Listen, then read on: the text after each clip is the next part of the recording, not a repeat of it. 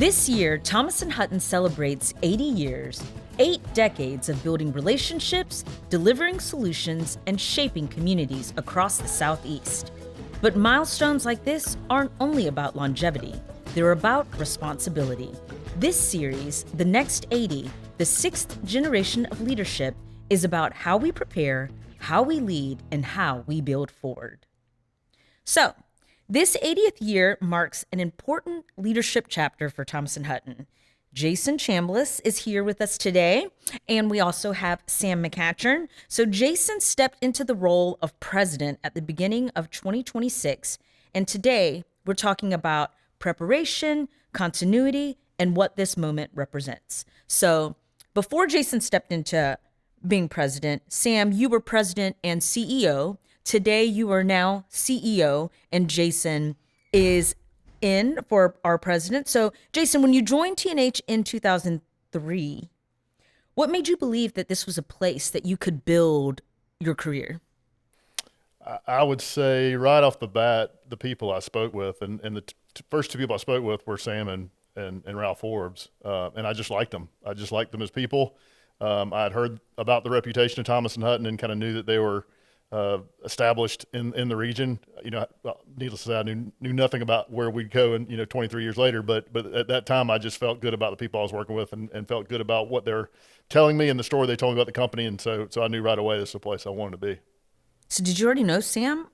Well, we had spoken once. I was working in construction as a project manager for many years, and Sam and I spoke on the phone probably a couple of years earlier before I actually interviewed, and we just kind of talked, and he said, if you're ever in Savannah, reach out to us again. And a year or two passed. I was in Memphis at the time. I moved down to St. Simon's Island, Brunswick area, and decided I want to make a change. And that's when we connected again. I actually talked to Danny Stanley first, but then I actually interviewed with Sam and Ralph.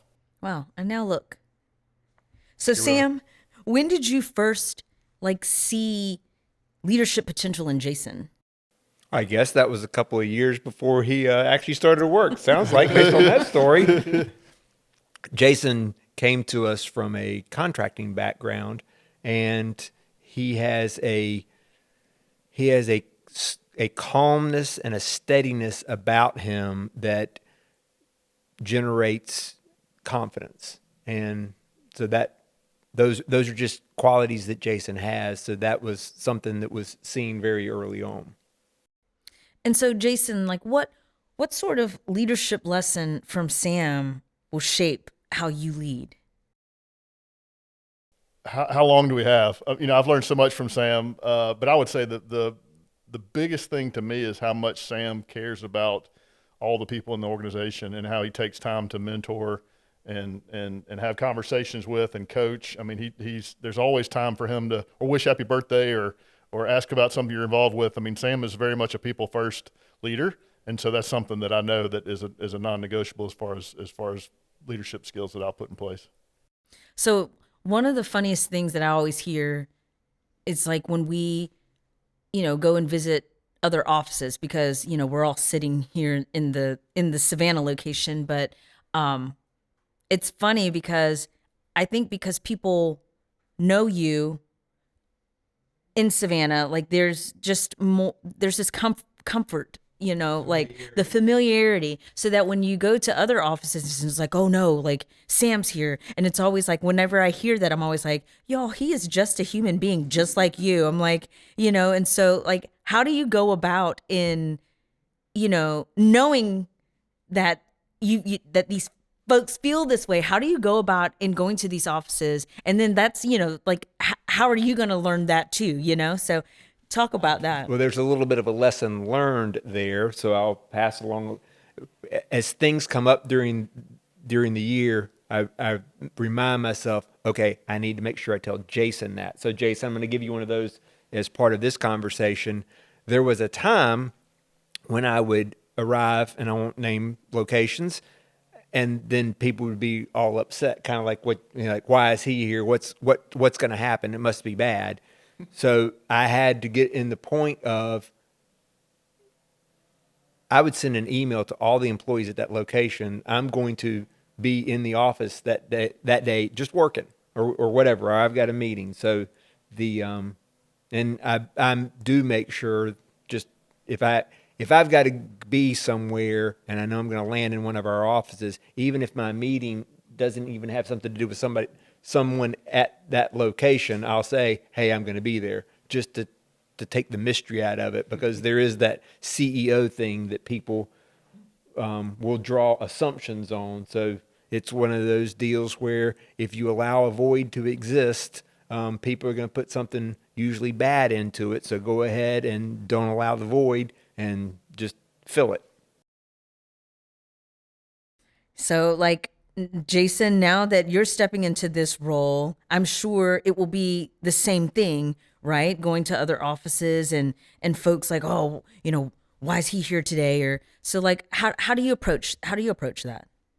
I would say do it a lot. I mean, be around a lot. So it's not like, and obviously there's time involved in that, and we got a lot of offices. But I think like Sam said, I think you give advance notice you're going to be there, but be relaxed about what you're doing while you're there. Popping in, how's it going, how's the family, what you're working on these days. Just have a comfortable conversation. I mean, that's really what it comes down to. So they know that I'm a person just like anybody else who's advocating for them and looking out for their best interests and trying to find success for them and everyone else. So it's familiarity and trying to find ways. We even talked about earlier today is the more they see me and understand my mission for them, the easier it'll be, I think. And I only know one gear, and that's just me. So I'm going to be myself with them, no matter who they are. So it's just about being real and being in front of them.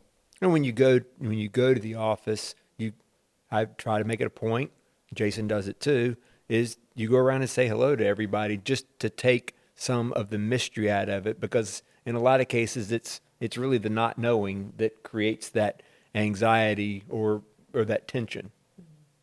Well, and doing some things like, try to grab a few people for dinner now and again, just to socialize a little bit, kind of in a non-work environment is important too. I remember I had a boss when I worked in construction that would come. I would be on the road. We had a boss that would come into town and take all of us out to dinner and have a nice dinner out together. And I remember that meant a lot to me for a supervisor to kind of take that time. So I try to also do those types of things where you just kind of take a little bit of time and learn more about them and just spend some non-work time with them. So going back to when you guys were preparing for this leadership transition, what did preparation for this role look like behind the scenes for you two? First of all, even though we had an occurrence on January 1st, that is a date, that doesn't mean that was like the event. So there is time spent and time talking. There are board discussions that have been going on. When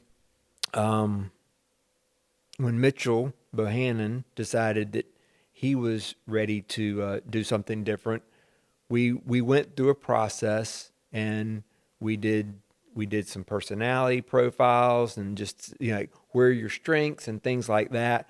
And we did that again this time just to prepare and make sure that people are doing where they can achieve their highest, and what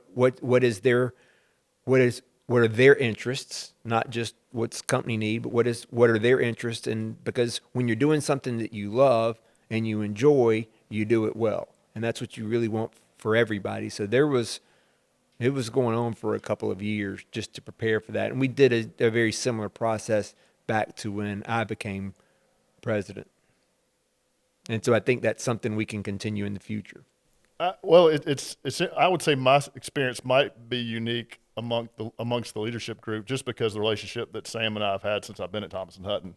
I mean, in a lot of ways, I think Sam has been mentoring me from the very beginning of me starting there. So, in that way, I'm fortunate. And I would say there was definitely an increase in tempo 2 years ago that I really actually enjoyed. The whole process that we went through, as far as the tests and the interviews and the discussions, it was kind of energizing to me to kind of take that kind of look at yourself and get some feedback from somebody and kind of talk about what might be. And obviously the outcome I'm extremely thrilled about. But really and truly, it was just a much more intense process that followed the process as it had been all along, to say, what do you like? What do you want to do? What are your skills? And obviously, seeing Trent and Kevin go through that process and talking with those guys and kind of seeing how it all worked out. I think everybody ended up in the right place, and it's been energizing and exciting to have this new leadership group around us, but also to have Ben and Sam right there within arm's reach to continue to mentor us through this transition. So it's for me, it's been challenging, but very energizing.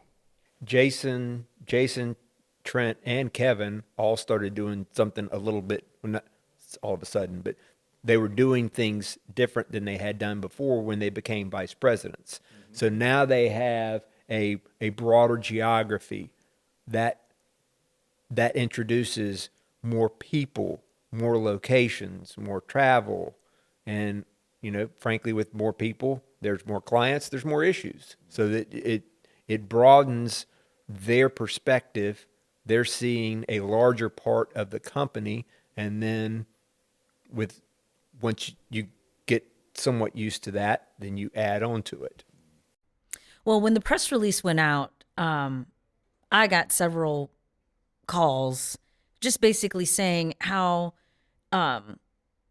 it was so well put out what the responsibilities were going to be, so that there wasn't going to be any sort of question on whose titles or what and what responsibilities fall under that. And it was very intentional, and it was very crisp in the way that it was presented. So anytime anybody would call me, I'm like, we had multiple meetings on just communications alone, because we know that that's important in delivering a message for a new leadership transition, in terms of not wanting to,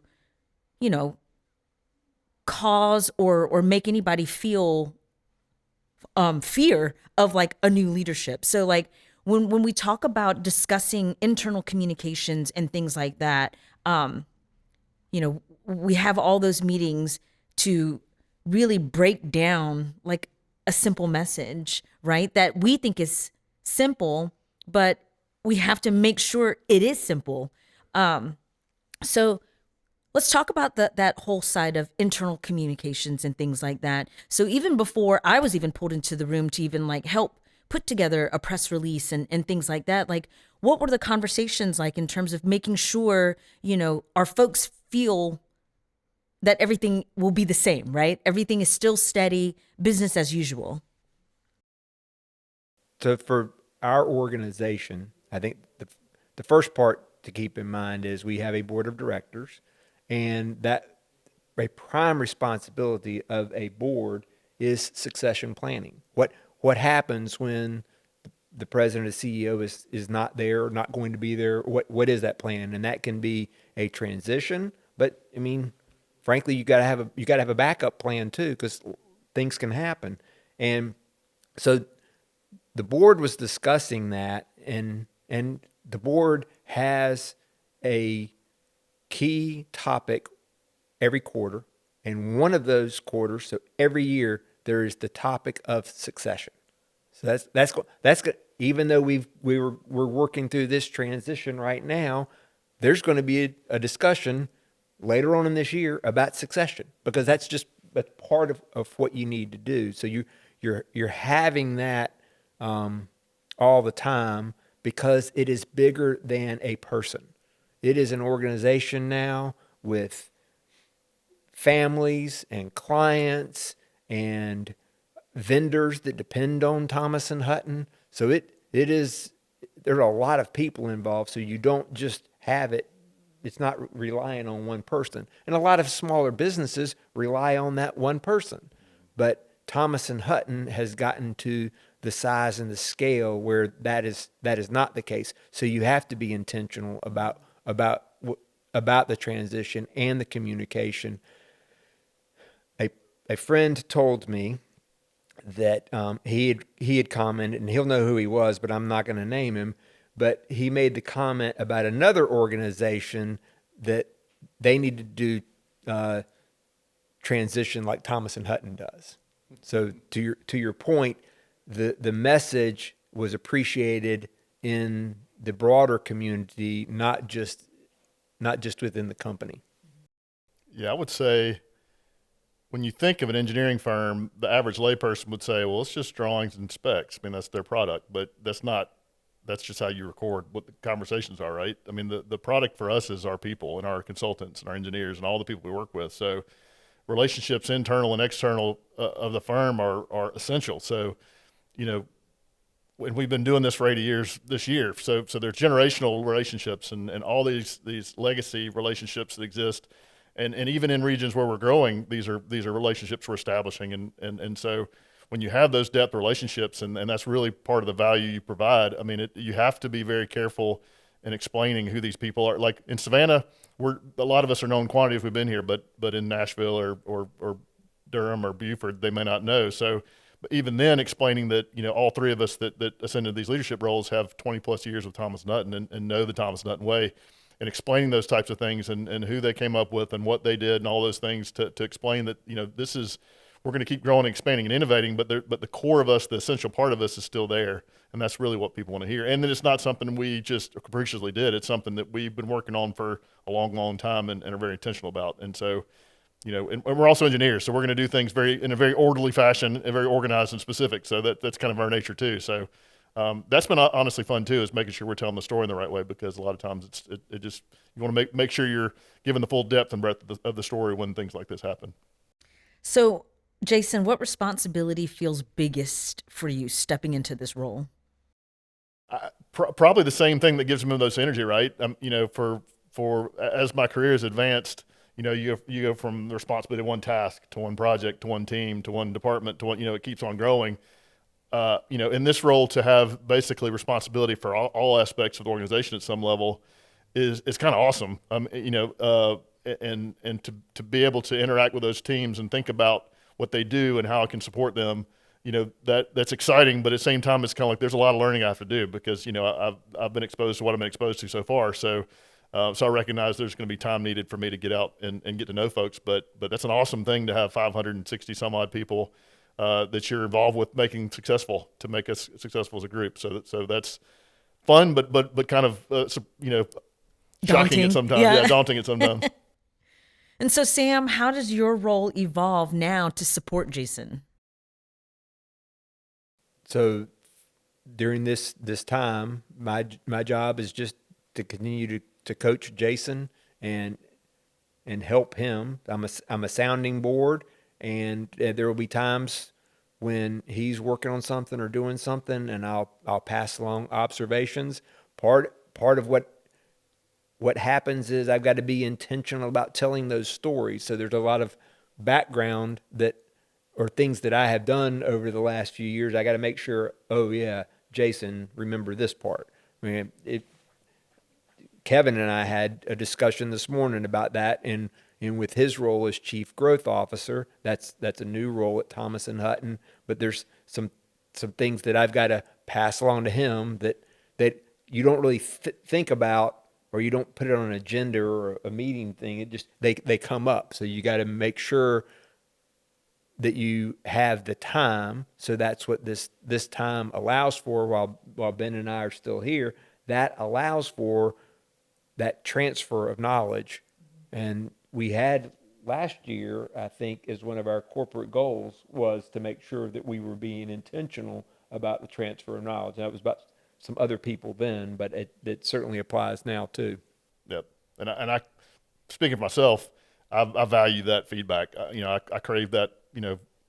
Sam and I'll finish up a meeting that I led or had some component that I was involved with, and Sam would give me some feedback and pointers on some things to enhance the message or something I might remember next time. And I value that. I think it's important because, again, I've looked up to Sam for as long as I've been at Thomas Hutton. So whatever he can share with me that I can put in my toolbox to use in the future is extremely valuable. Jason doesn't need to relearn the lessons that I've learned. 100%.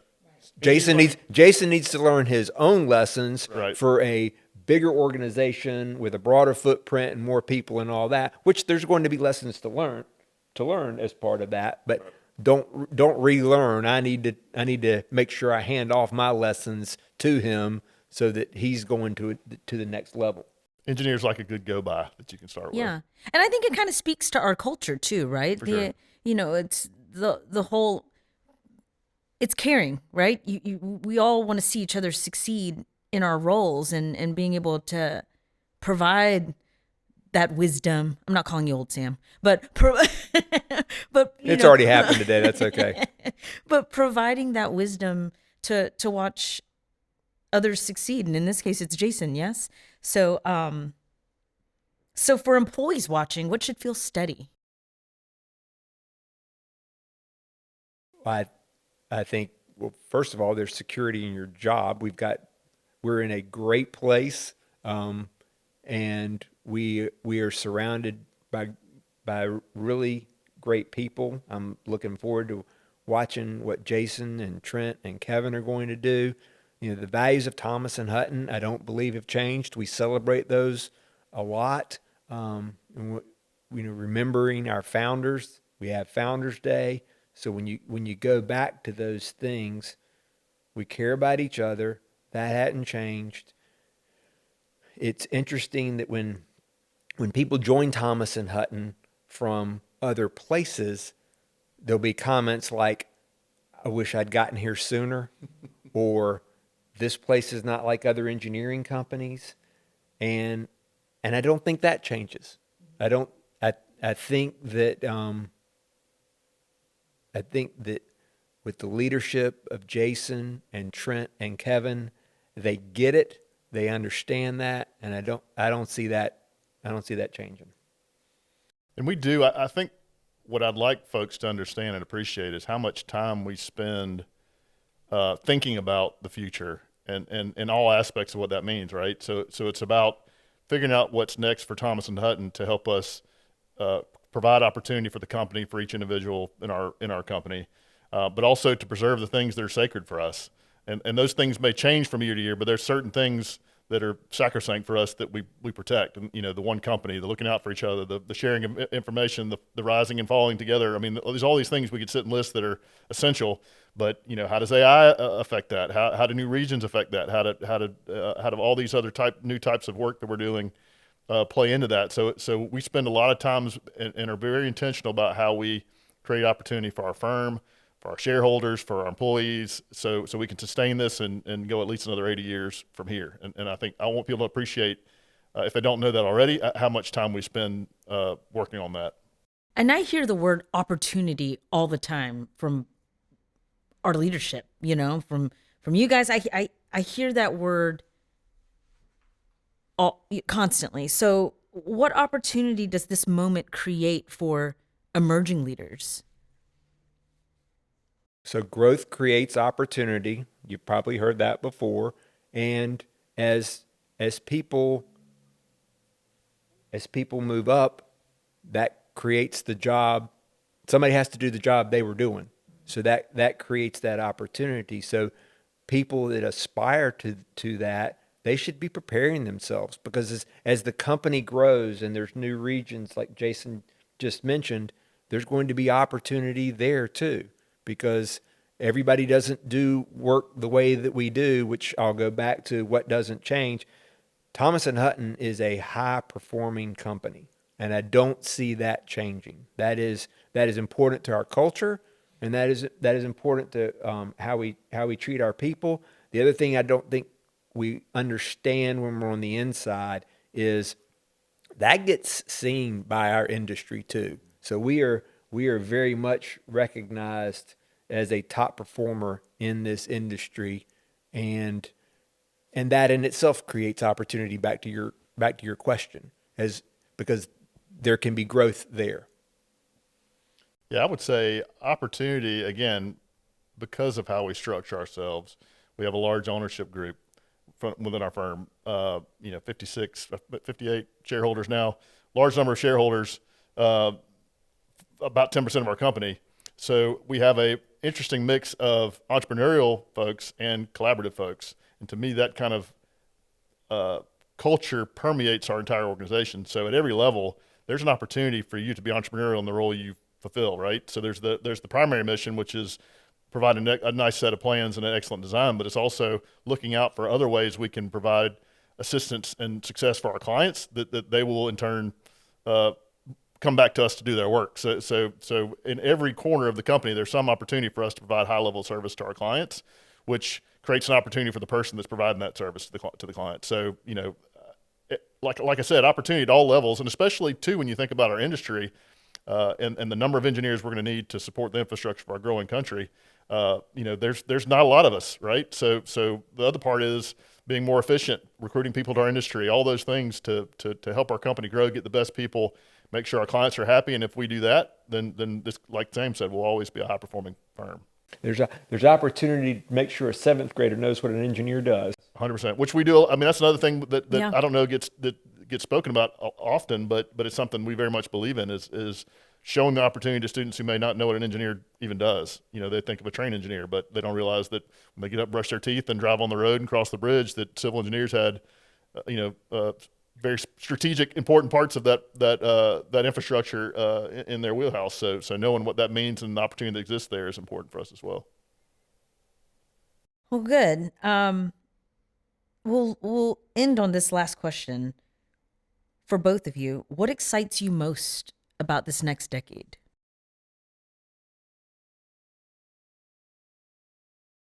I feel Thomas and Hutton is on a launch pad, and the people that are in the roles that they are in are going to take this company to a completely different level, and it is just going to be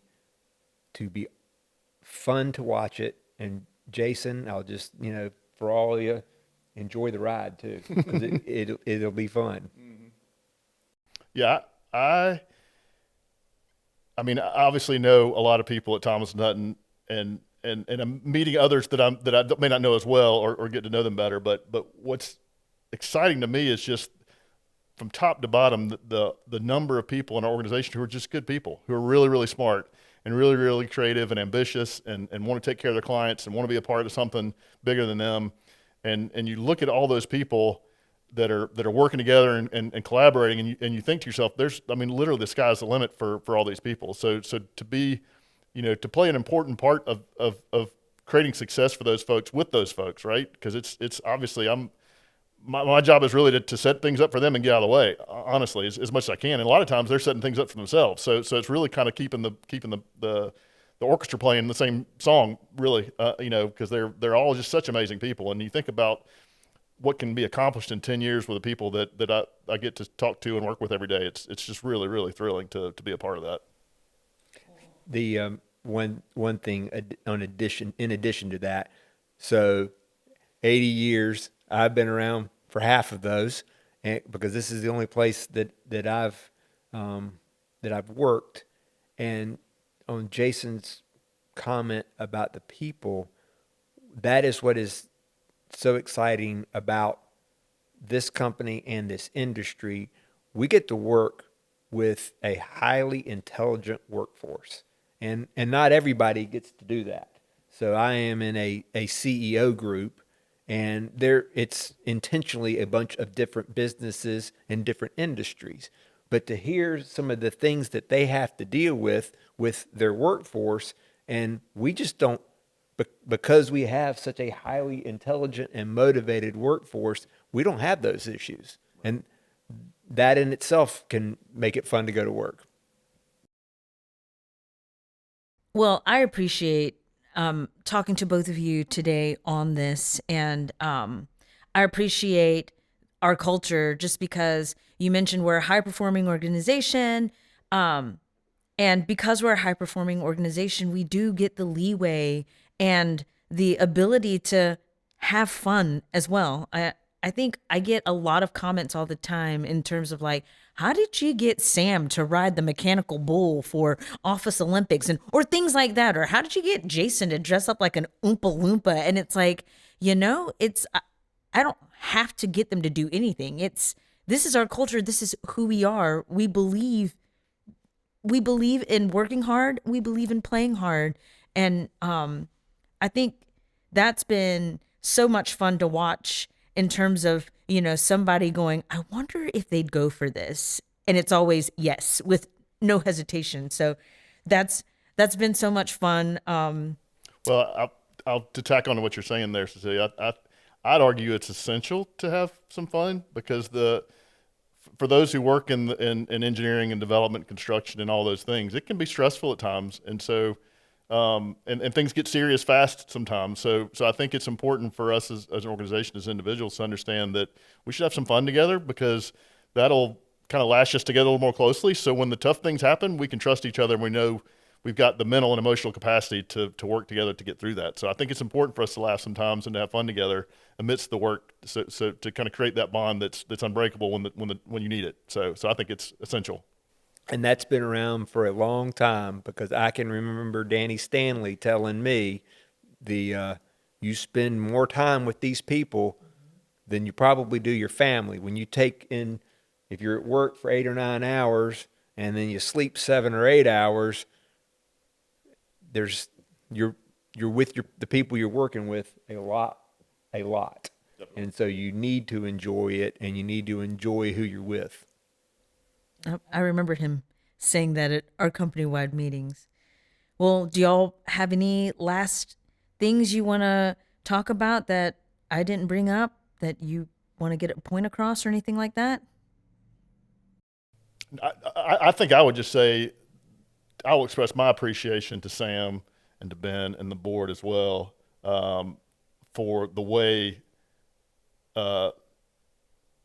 this transition process and the mentorship process. I think I'm grateful for the opportunity. Obviously, the 23 years I've been here already, but the way this has all been handled, the way we go about things, I think is first class. And to me, it gets me excited, makes me feel comfortable about where we're headed. So I want to express gratitude to Sam in particular, since he's sitting here, but really to Ben and the board as well, because I think I'm really grateful for the opportunity and grateful for the process.